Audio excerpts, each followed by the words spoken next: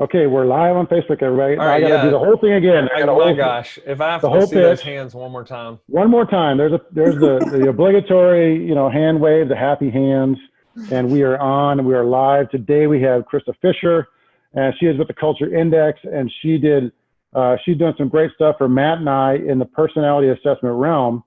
Matt uses her services at GK Houses. We use them at RentWorks. And we've been using Krista and her services to do a personality assessments and analyzing our current staff and actually making new hires. And I wanted to thank who turned us on to you. That was Mark, correct? Mark, your cousin-in-law, right? Oh, no, he's actually a client of mine. Yeah, okay. Yeah, he turned us on. Boy, man, gang, okay, let me back up a bit. I promise you, everybody, this will get better. This will get better. Let me back up a bit. I did an all-day EOS Zoom call implementation with Phil Mazur, and I had 9 of my team members on there, and we were on the Zoom call from 9 a.m. to 4 p.m. So I'm like, my brain is gone, so you got to bear with me. I'm going to lean on Matt to see if his speaking skills are adequate. I've got broad shoulders. I can help pick you up. No, I think it's very important to have Krista on today. I mean, the whole idea is that this affects a lot of people, and Krista is a studier of people. Every people from like our owners, our residents, and our team members. So let's jump right in and talk to her. One of the things that I think is important as we're kind of deciding how to manage our team during this, Krista, is kind of understanding the differences between layoffs and furloughs and reduction in hours. Can you kind of talk about strategies that people are taking right now to manage their staff and try to manage their expenses? I've actually had it just depends on the person. So I've got, my typical entrepreneurs, visionaries that are using this time as, wow, we can really sit back and use this as an opportunity. So how can we play the offense here? I had a conversation with one of my clients who described himself as an oak tree, actually. And just saying that this is a time for him to feel strong and to kind of keep his roots in the ground, and he knows he'll come out ahead. And then I've had other clients who have had to resort to layoffs and furloughs and reduction in hours. And that's probably been the most difficult thing to hear from my end. But their mindset is that this is short term, and hopefully that it continues to be short term. But also being strategic with who they are laying off. So that's just what I've seen on my end. And the stimulus package has actually made it very easy to furlough people. Furlough means essentially laying them off for some period of time, and they're actually getting unemployment during this time. So one of the things about the stimulus package is for at least 6 weeks, I think they're getting $600 extra a week. So some people may be in an okay, maybe as good of, maybe a better position being furloughed for this short period of time. And also, another thing too is we at RentWorks, we had to lay off a few, and we might end up changing our operational structure and the way we flow in business to where we may not bring those folks back. So that poses an interesting challenge. We asked that question to our HR provider, and they said, yeah, if somebody, if you don't want to bring somebody back, you basically just sign the termination paperwork. But according to Matt, the furlough and the termination are basically the same thing in the eyes of the unemployment office. Is that correct? I believe that's correct. I think even self-employed people that are getting, Uber drivers are still getting unemployment. So they've expanded who gets unemployment, and then they've also increased the dollars that they get. So it's a time where if you needed to do something like that, use that as a tool to save cash, you can certainly do it. I want to jump into also opportunities with Krista. One of the things that we're looking at GK Houses as an opportunity to grow and expand our team with some people that are getting maybe furloughed through no choice of their own. Some great people are probably going to be essentially on the market. I don't know if that's the right way to say it. And I'll echo the same thing, Matt. Sorry to interrupt you, but I'll echo the same thing. We were down two to be exact, key people in our office for our operational side, and we're looking at a 30% unemployment on the nation. Right. So that's going to be some really good people out there that are going to be looking for steady employment. Yeah. And why I'm excited to bring you on is because I feel and I'm I'm an optimist. I feel there's going to be an opportunity for growth, not only with the reluctant landlords coming to us in droves, but also other opportunities with property management companies folding, and then we take those folks on. As we grow, we will need to hire fantastic people, which is why I'm excited to be able to work with Culture Index. And I want you to kind of describe how that works to give some people some background, because a lot of people may not even understand what it is. So just, you got to give some background first, then we can kind of go into some more questions. Sure. So just one aside quickly, if you guys aren't actively recruiting talent right now, I've got some concerns about the longevity of your business, because you're right.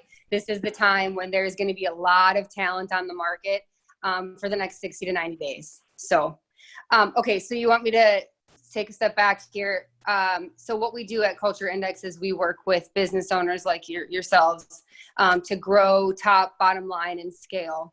Some of the things that we do are, finding ways to optimize your talent, your current talent, and then finding talent in the market. So, and identifying what kinds of people you need in your organization in order to meet your goals. Okay. So it's right people, right jobs. Yeah, good stuff. So talk about to me, there's just going to be this influx of people. How do you wade through the people using the Culture Index?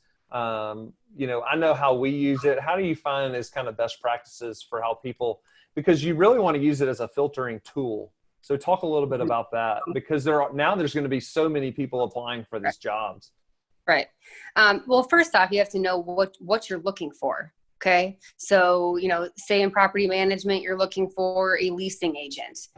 So you probably have some leasing agents that are your top performers. What kinds of people are they? So we would essentially give them a survey, figure out how they're hardwired. And if that's the same kind of person you want going forward, then any future hire would take a survey. And if they looked like that top performer or what you've defined is needed for the role, then those are the kinds of people that you would bring in for an interview, because you already know that they've worked in the past. Therefore, likely they'll probably work in the future. How that works in best practice, what we have done is part of our application process is for them they have to take the Culture Index survey.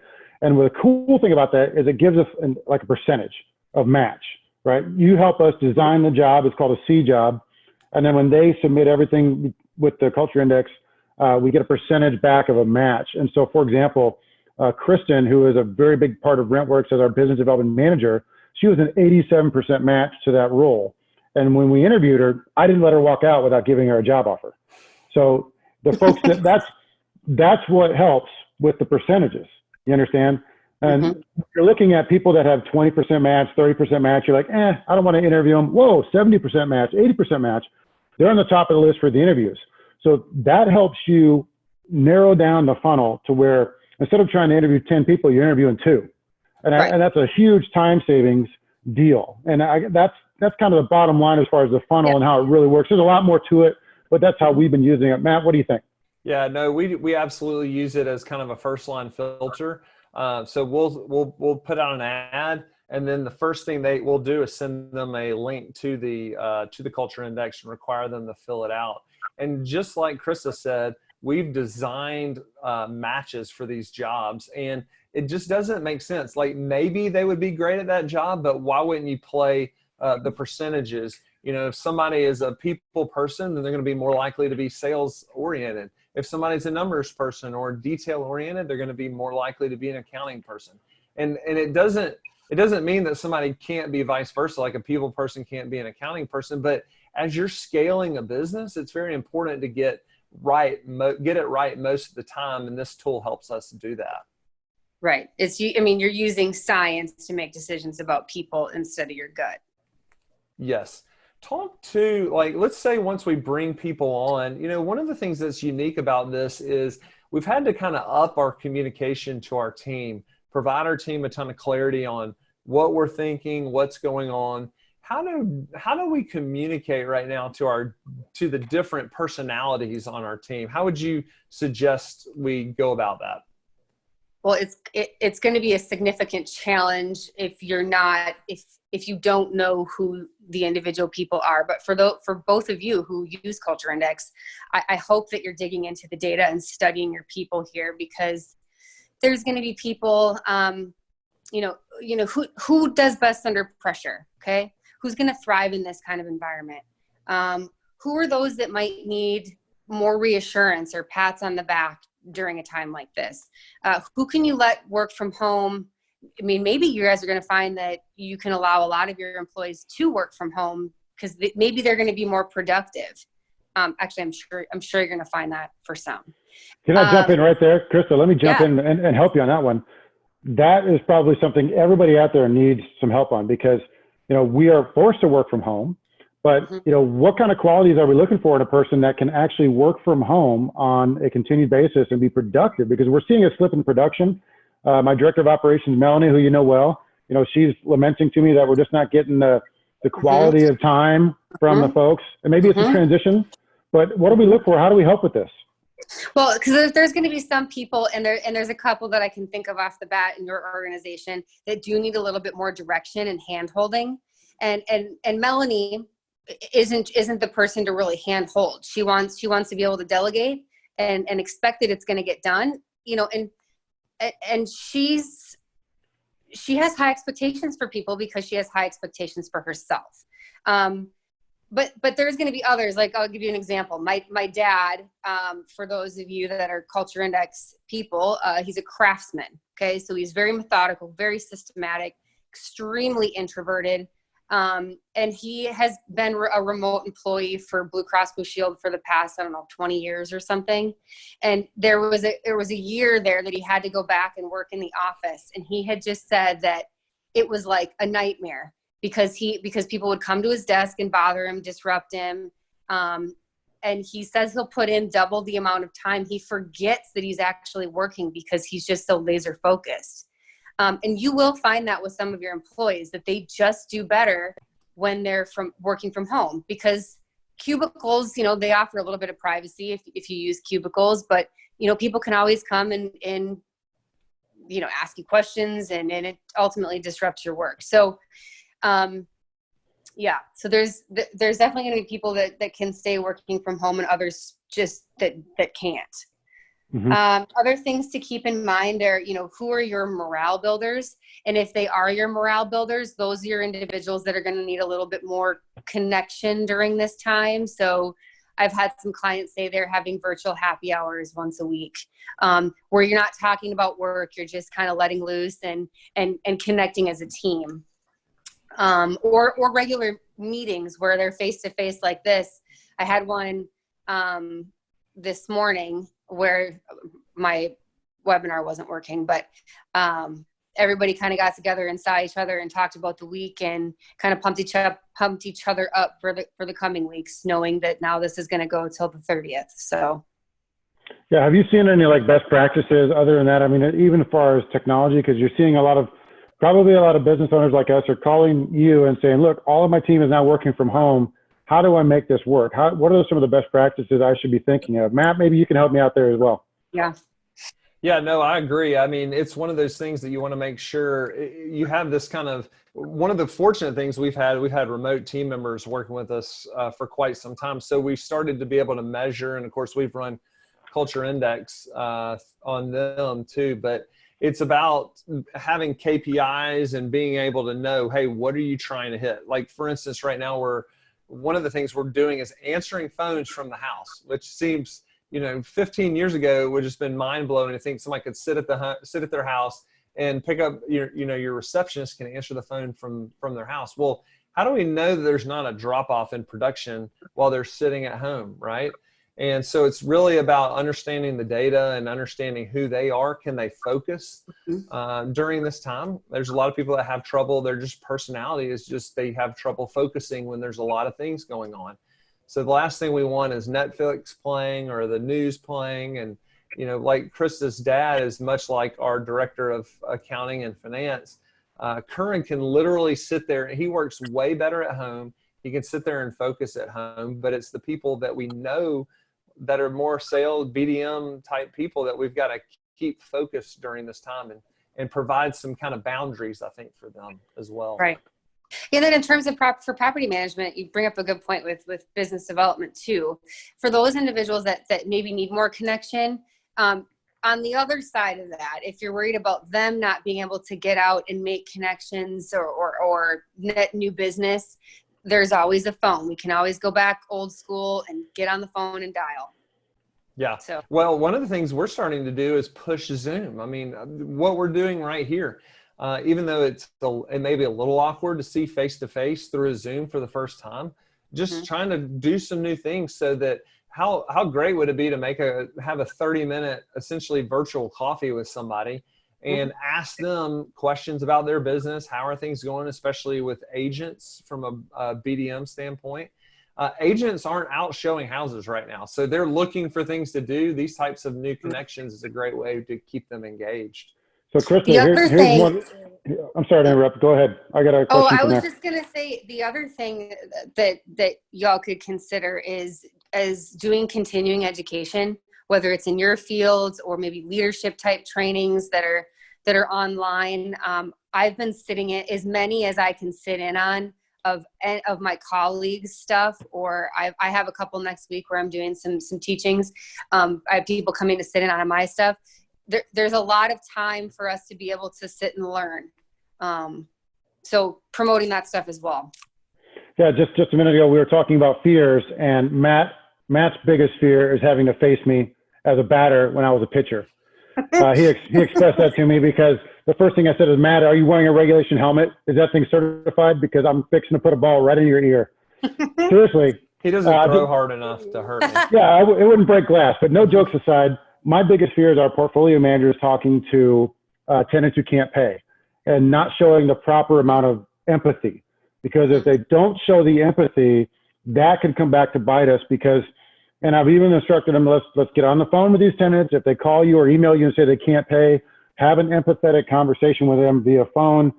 Try to work something out. Try to come to terms.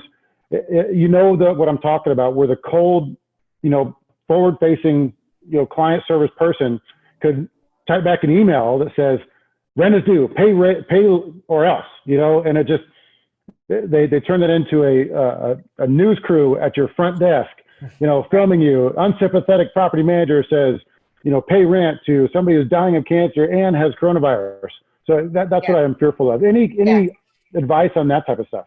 Well, I mean, I would say, yes, it's going to be a perfect balance between being objective and being empathetic.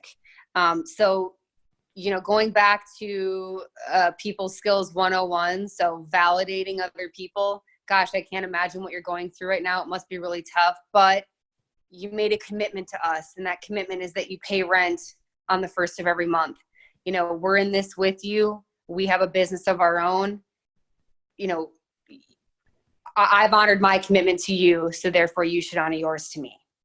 I mean, yeah, one of the things I was going to say, the message that I kind of think is that we're all in this together, right? Like we have this this relationship where we rely on each other. And if you can really get that message across to residents and owners that we're all in this together, we're relying on each other to essentially do certain things so that I can feed my family, so you can have a place to live, and so you can have an investment that makes you money. We have this relationship, and so we are in this thing together. It's not that the resident feels that we're just like the evil, greedy landlord that has tons of money.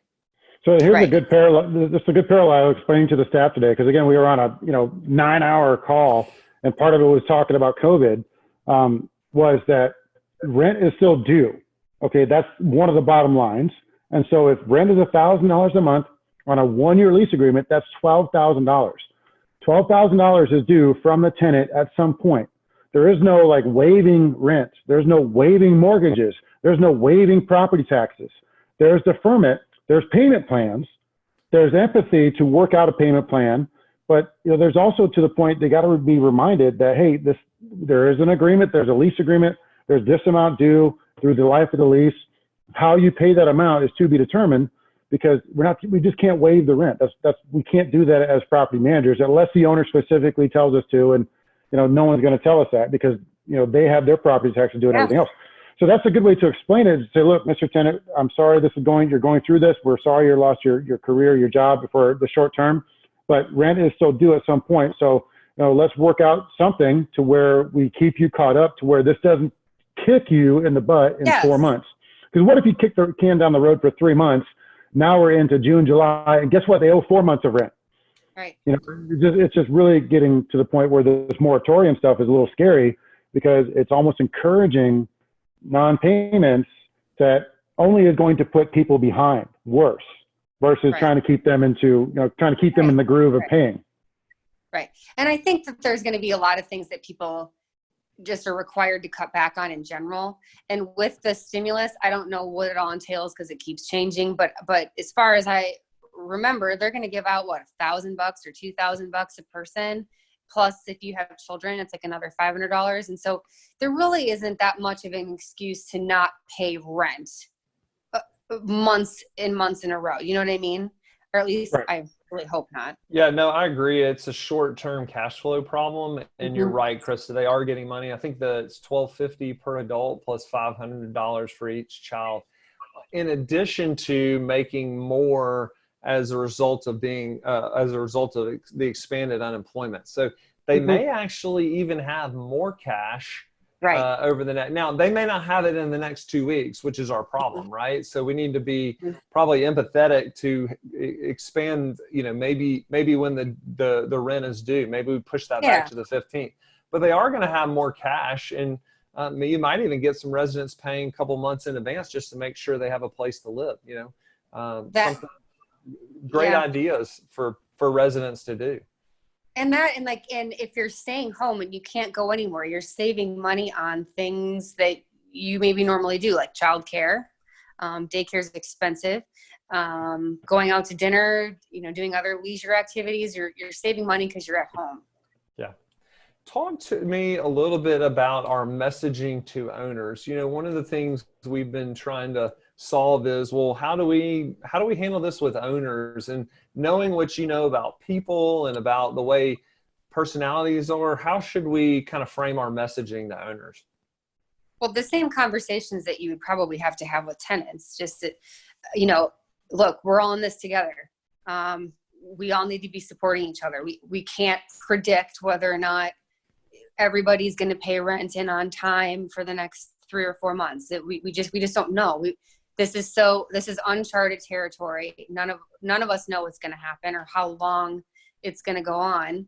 And so, a little bit of,